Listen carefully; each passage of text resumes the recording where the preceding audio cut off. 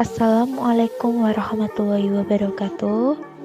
Kami dari kelompok 3 yang terdiri dari 1. Ragil Setiorini dengan NIM 205211043. Yang kedua ada Alfiatun dengan NIM 205211046.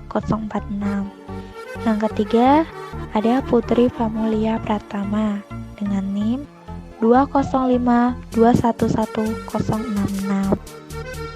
Di sini kami akan menyampaikan hasil kelompok dari kami, yaitu evolusi teori pemikiran manajemen.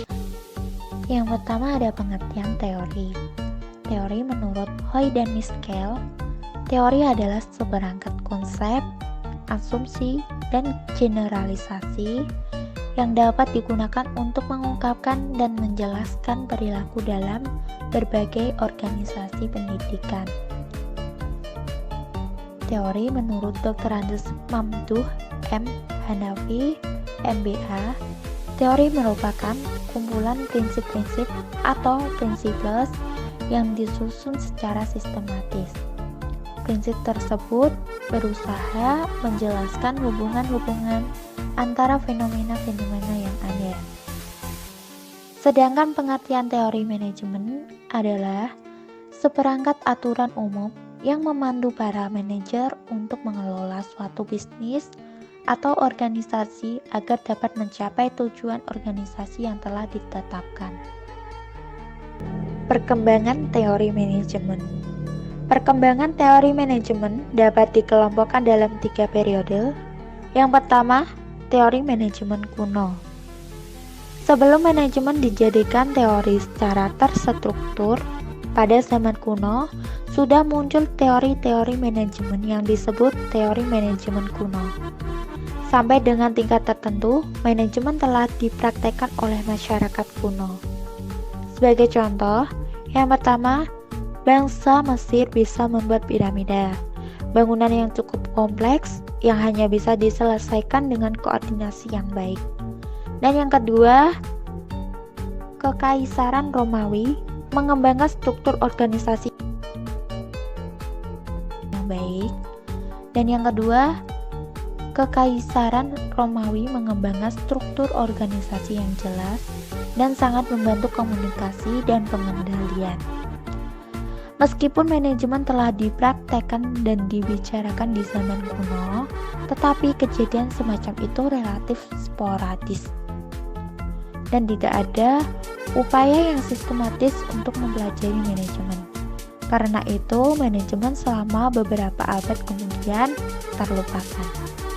Pada akhir abad 19-an, perkembangan baru membutuhkan studi manajemen yang lebih serius. Pada waktu industrialisasi, perkembangan pesat, dan perusahaan-perusahaan berkembang menjadi perusahaan raksasa. Perkembangan teori manajemen. Perkembangan teori manajemen dapat dikelompokkan dalam 3 periode. Yang pertama, teori manajemen kuno. Sebelum manajemen dijadikan teori secara terstruktur, pada zaman kuno sudah muncul teori-teori manajemen yang disebut teori manajemen kuno. Sampai dengan tingkat tertentu, manajemen telah dipraktekkan oleh masyarakat kuno. Sebagai contoh, yang pertama, bangsa Mesir bisa membuat piramida, bangunan yang cukup kompleks yang hanya bisa diselesaikan dengan koordinasi yang baik. Dan yang kedua, Kekaisaran Romawi mengembangkan struktur organisasi yang jelas dan sangat membantu komunikasi dan pengendalian. Meskipun manajemen telah dipraktekkan dan dibicarakan di zaman kuno, tetapi kejadian semacam itu relatif sporadis dan tidak ada upaya yang sistematis untuk mempelajari manajemen. Karena itu, manajemen selama beberapa abad kemudian terlupakan. Pada akhir abad 19-an, perkembangan baru membutuhkan studi manajemen yang lebih serius. Pada waktu industrialisasi, perkembangan pesat, dan perusahaan-perusahaan berkembang menjadi perusahaan raksasa. teori manajemen klasik. Teori manajemen klasik. Yang pertama menurut Robert Owen 1771 sampai 1858. Owen berkesimpulan bahwa manajer harus menjadi pembaharu atau reformer. Beliau melihat peranan pekerja sebagai yang cukup penting sebagai aset perusahaan. Pekerja bukan saja merupakan input, tetapi merupakan sumber daya perusahaan yang signifikan. Ia juga memperbaiki kondisi pekerjanya dengan mendirikan perumahan atau tempat tinggal yang lebih baik, toko, dan juga mengurangi jam kerja dari 15 jam menjadi 10,5 jam dan menolak pekerja di bawah umur 10 tahun.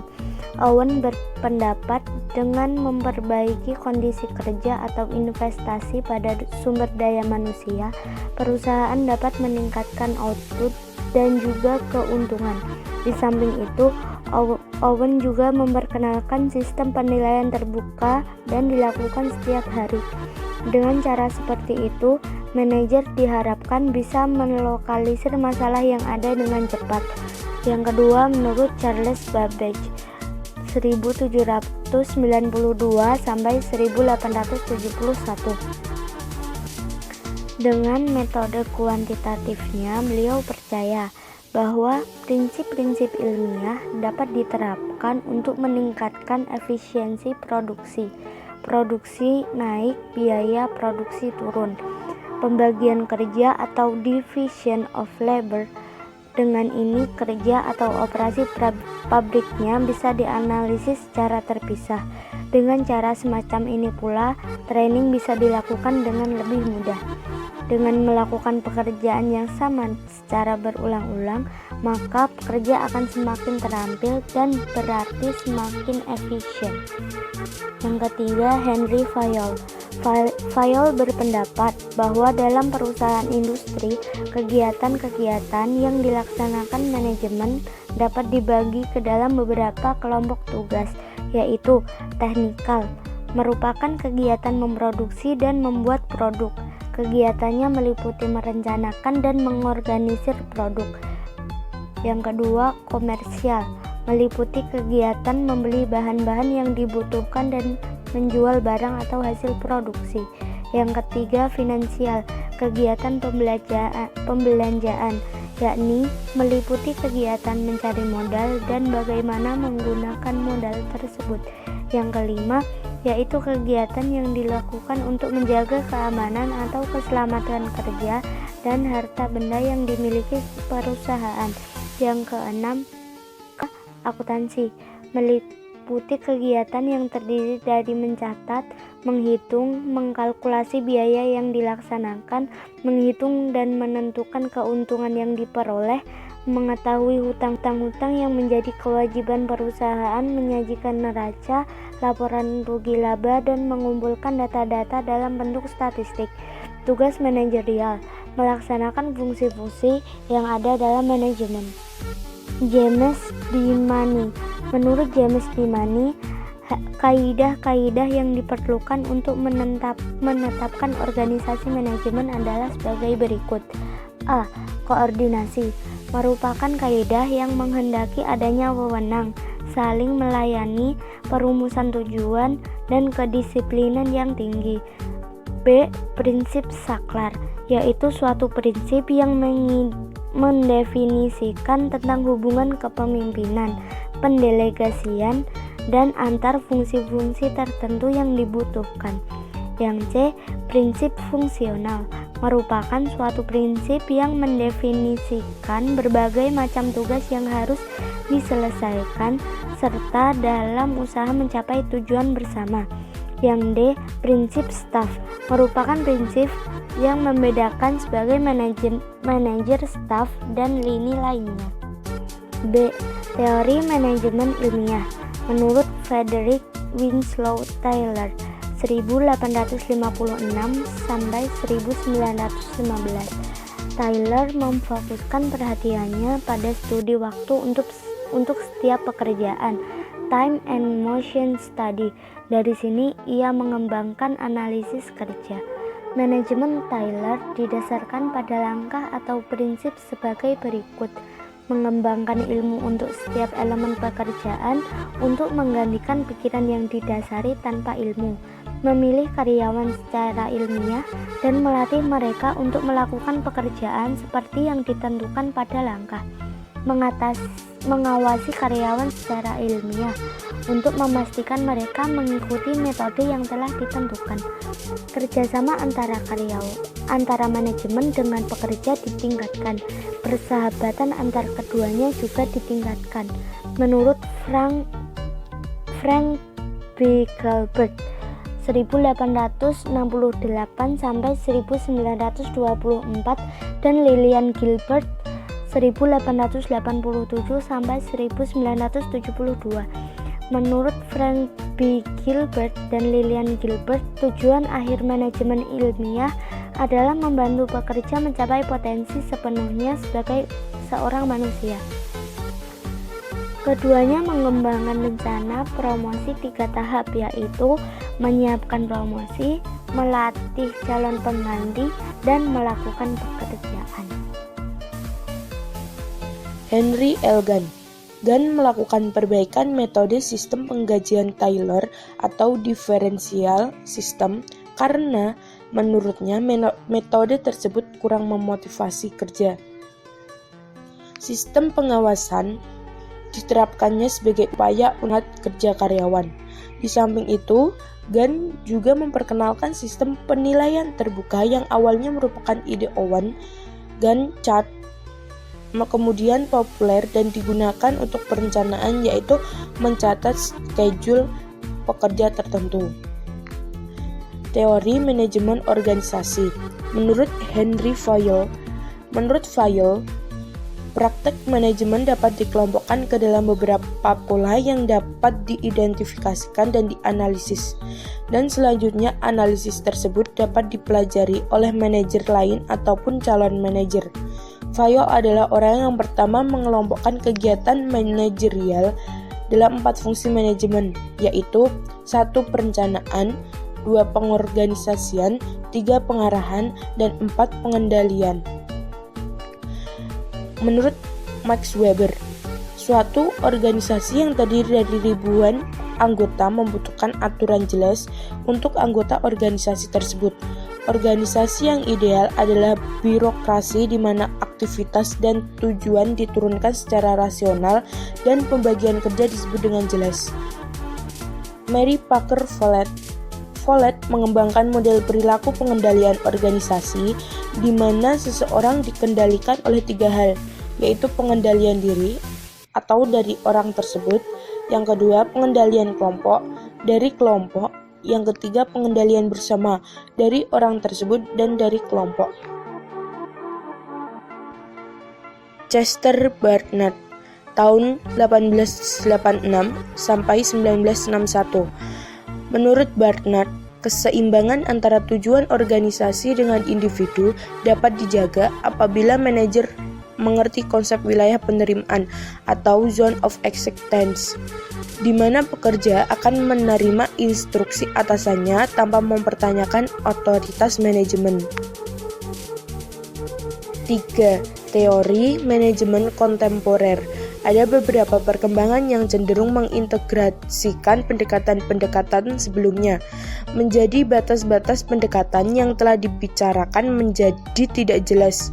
Namun demikian, ada pendekatan yang tetap berakar pada pendekatan-pendekatan tertentu. Berikut ini akan membicarakan pendekatan baru dalam manajemen.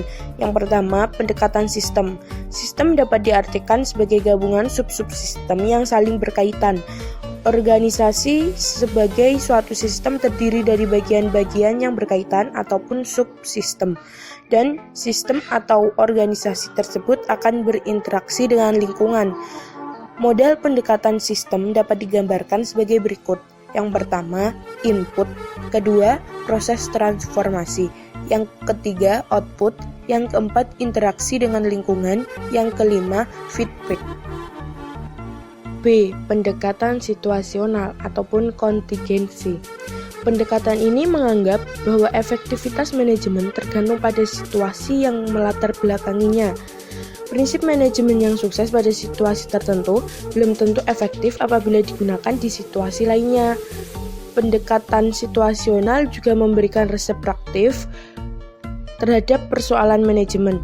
Pendekatan ini menyadarkan manajer bahwa kompleksitas situasi manajerial membuat manajer fleksibel ataupun sensitif dalam memilih teknik-teknik manajemen yang terbaik berdasarkan situasi yang ada. Namun, pendekatan ini dalam perkembangan dikritik karena tidak menawarkan sesuatu yang baru. Pendekatan ini juga belum dapat dikatakan sebagai aliran atau disiplin manajemen baru yang mempunyai batas-batas yang jelas. C. Pendekatan hubungan manusia baru atau Neo-Human Relation. Pendekatan ini berusaha mengintegrasikan sisi positif manusia dan manajemen ilmiah. Pendekatan ini melihat bahwa manusia merupakan makhluk yang emosional, intuitif, dan kreatif.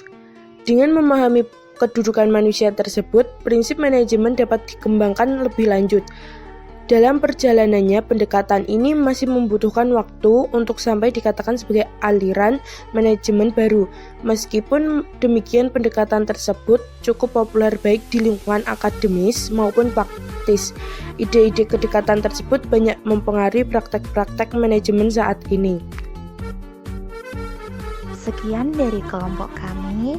Wassalamualaikum warahmatullahi wabarakatuh.